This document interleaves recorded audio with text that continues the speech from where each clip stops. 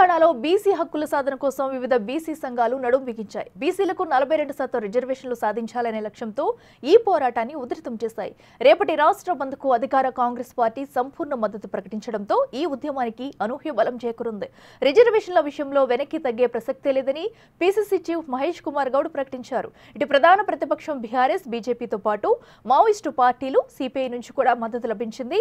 దాదాపు అన్ని ప్రధాన రాజకీయ శక్తులు బీసీల రిజర్వేషన్ల డిమాండ్కు ఏకతాటిపైకి వచ్చాయి. ఈ పరిణామం బీసీ సంఘాల పోరాట బలాన్ని, రిజర్వేషన్ల అంశం యొక్క ప్రాధాన్యతను స్పష్టం చేస్తుంది.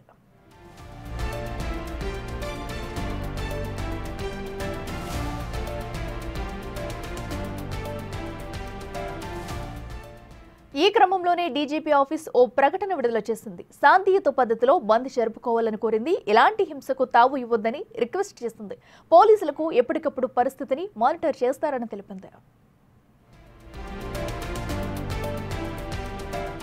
ఈ అంశంలో రాష్ట్రానికి చెందిన కేంద్ర మంత్రులు కిషన్ రెడ్డి, బండి సంజయ్, టీబీజేపీ చీఫ్ రామచంద్రరావు చొరవ తీసుకుని అఖిల పక్షాన్ని ఢిల్లీకి తీసుకెళ్లాలని డిప్యూటీ సీఎం బట్టి విక్రమార్క కోరారు. ప్రధాని సమయం ఇస్తే అఖిల పక్షంతో కలిసి వచ్చేందుకు సీఎం రేవంత్ సిద్ధమని చెప్పారు.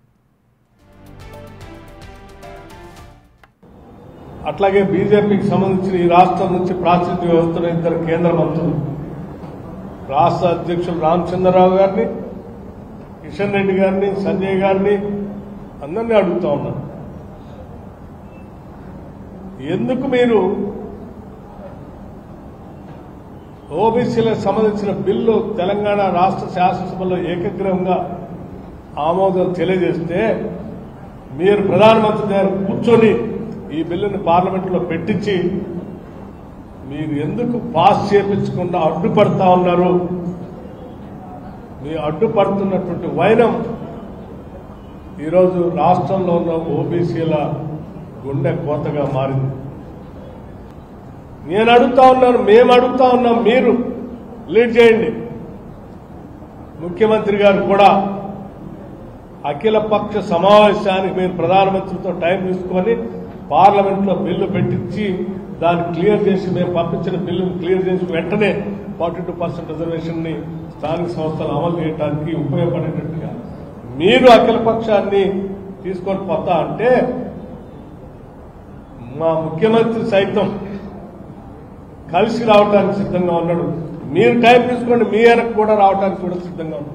మేము అడిగితే ఎట్లా టైం ఇట్లా మీరు కనుక మీరైనా తీసుకోండి. ఇక రేపటి బంద్లో కాంగ్రెస్ పార్టీకి చెందిన సీనియర్ నాయకుల నుంచి మొదలుకుని కార్యకర్తల వరకు అందరూ పాల్గొంటారని పీసీసీ చీఫ్ మహేష్ కుమార్ గౌడ్ తెలిపారు. బంద్ను విజయవంతం చేసి తీరుతామన్నారు. బంద్కు మద్దతు ఇస్తున్నారా పార్టీ నుంచి? నిన్ననే చెప్పాం, బీసీ బంద్కు మద్దతే కాదు, మేము కూడా బీసీ బంద్లో పాల్గొంటాం. ఏం కాల్ చేస్తున్నారు మీ కార్యకర్తలకి? 42% రిజర్వేషన్ సాధించుకోవడం కొరకు ప్రతి కాంగ్రెస్ కార్యకర్త రేపు బంద్లో పాల్గొనాలి. మా ఎమ్మెల్యేలు, ఎమ్మెల్సీలు, ఎంపీలు, సీనియర్ నాయకులందరూ కూడా బంద్లో పాల్గొంటాం. సో రేపు మొత్తం ఎప్పుడు ఉంటుంది సార్ ఈ మొత్తం కార్యక్రమం రేపు బంద్కు సంబంధించి? ప్రజలకి అసౌకర్యం కలగకుండా బీసీ 42% రిజర్వేషన్ వ్యతిరేకిస్తున్న పార్టీలకి, వ్యక్తులకు కనువిప్పు కలిగే విధంగా బంద్ ఉంటుంది.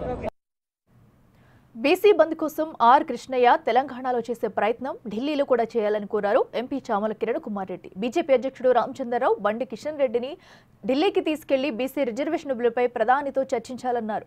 బీసీలకు న్యాయం చేసి ఆ క్రెడిట్ బీజేపీ తీసుకున్నా తమకు నష్టం లేదన్నారు. కిషన్ రెడ్డి గారిని, బండి సంజయ్ గారిని, అలాగే పార్టీ అధ్యక్షుడు రామచంద్రరావు గారిని ఆర్ కృష్ణయ్య గారు ఢిల్లీకి తీసుకొచ్చి ప్రధానమంత్రి గారి అపాయింట్మెంట్ అన్ని పొలిటికల్ పార్టీలకు ఇప్పించాల్సిన అవసరం ఉంది. రేపు జయప్రదం చేయాలి.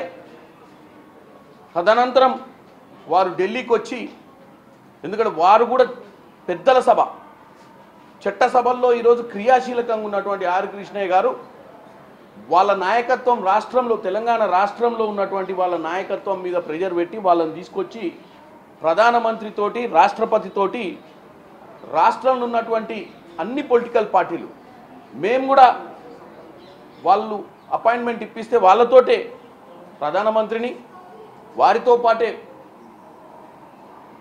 రాష్ట్రపతిని కూడా కలిసే ప్రయత్నం చేస్తాం. ఎందుకంటే మాకేం క్రెడిట్ తీసుకోవాలని లేదు, మేము చేయాల్సినవి చేసినాం.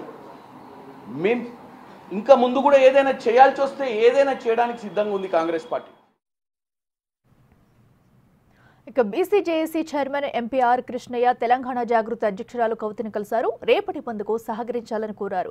అందుకు కవిత స్పందిస్తూ 100% బంద్ను సక్సెస్ చేస్తామన్నారు. జాగృతి కార్యకర్తలందరూ బంద్లో పాల్గొంటారని చెప్పారు. ఇవాళ కేంద్ర రాష్ట్ర ప్రభుత్వాలు కూడా బీసీ బిడ్డలను మభ్యపెట్టే విధంగా 42% రిజర్వేషన్ ఇస్తామని చెప్పి పూటకొక మాట మాట్లాడుతున్నటువంటి ఈ సందర్భంలో దేశంలో అందరూ కూడా ఎదిరించలేనటువంటి పరిస్థితిలో ఉన్నప్పుడు మన తెలంగాణ నుండి ఒక వాయిస్ లేవడం, మన తెలంగాణ నుండి ఆర్ కృష్ణయ్య గారి సారథ్యంలో మరి పోరాట పిడికిలు బిగడం అన్నది చాలా సంతోషించాల్సిన విషయం. ఖచ్చితంగా రేపు చేపట్టేటటువంటి బంద్లో ఎక్కడికక్కడ తెలంగాణ వ్యాప్తంగా తెలంగాణ జాగృతి శ్రేణులందరం కూడా పాల్గొంటామని ఈ సందర్భంగా మేము తెలియజేస్తూ బీసీల రిజర్వేషన్ పోరాటం ఆగదన్నారు ఆర్ కృష్ణయ్య. మోడీ పాలనలో కులగణన జరుగుతుందన్నారు. త్వరలో బీసీ రిజర్వేషన్లు కూడా సాధించుకుంటామన్నారు ఆర్ కృష్ణయ్య. కదా ఓ అమ్మాయినా అడగంది అన్నం పెట్టదు. ఇక్కడ కూడా ఓ మూమెంట్ ఉంటేనే అక్కడ పోయి ప్రెషర్ చేస్తా. నేను కూడా ఇప్పుడు చూడు కులగణనను మొదట ఎవరు ఒప్పుకోలేరు. 76 ఏళ్లలో కూడా ఎవరన్నా ఏ పార్టీ అనేది చేసిందా? గత ప్రభుత్వాలు చేయలేదు. మోడీ గారిని మేమందరం పోయి ప్రాధాన్యపడి నచ్చ చెప్తే మోడీ సాబ్ మీరు బీసీ ఉన్నారు ఇప్పుడు చేయకపోతే ఎప్పుడు చేయాలని నచ్చ చెప్తే అన్నం చేశాడు. కులగణన చేస్తున్నారు. ఇది ఒక చరిత్ర. ఇన్ని రోజులు ఎందుకు చేయలేదు వీళ్ళు? కులగణన ఎందుకు చేయలేదు? ఇప్పుడు కూడా రాజ్యాంగ సవరణ చట్టసభలో రాజ్యాధికారంలో వాటా మోడీ ద్వారానే సాధ్యమైంది. ఇది సాధించి తీర్థం.